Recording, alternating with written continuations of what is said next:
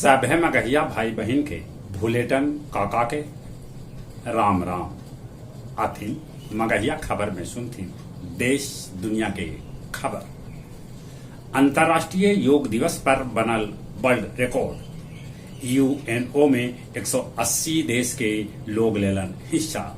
इस अवसर पर प्रधानमंत्री नरेंद्र मोदी कहल का योग कॉपीराइट और पेटेंट मुक्त रहत।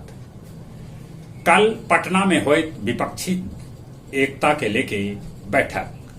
आज से जुटे लगलन है अलगे अलगे दल के नेता। ममता बनर्जी, केजरीवाल, भागवत मान, डी राजा, उमर अब्दुल्ला आज पहुंचतन पटना। G20 बैठक के लेके पटना पहुंचलन विदेशी प्रतिनिधि। जीतनराम मांझी के पार्टी हम एनडीए में शामिल हो गलक। सरकारी कर्मी सभे ले नया पेंशन प्रस्ताव पेश हुए। सेंटेक्स रिकॉर्ड 63,588 अंक उछलल। मणिपुर में गोलीबारी रुके के नाम न ले रहा है। सोनिया गांधी कहलन है सभे से शांति के अपील।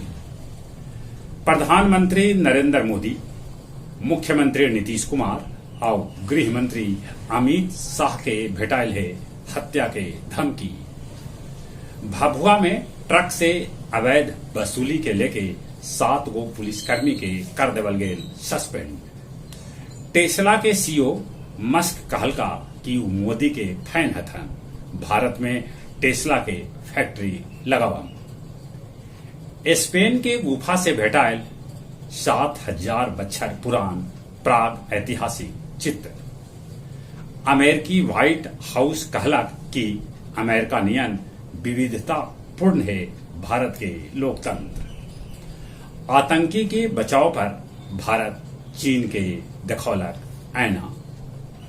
गया मुफसिल थाना से 500 गज के दूरी पर पेट्रोल पंप भीड़ 3.45 लाख रुपया लुटेरा लूट के ले भागलन।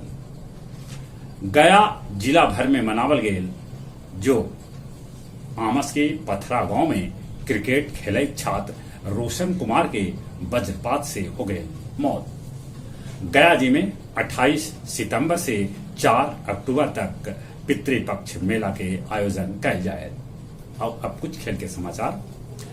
200 अंतर्राष्ट्रीय मैच खेले वाला फुटबॉलर बनलन पुर्तगाल के रोनाल्डो। विश्व रिकॉर्ड बनल। टेस्ट रैंकिंग में इंग्लैंड के बल्लेबाज रूट और भारत के गेंदबाज अश्विन नंबर 1। भारतीय महिला टीम इमेजिन एशिया कप जीतल।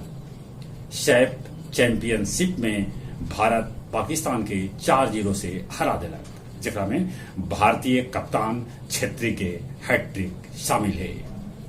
कुश्ती महासंघ के चुनाव अब 11 जुलाई के करावल जा सका है।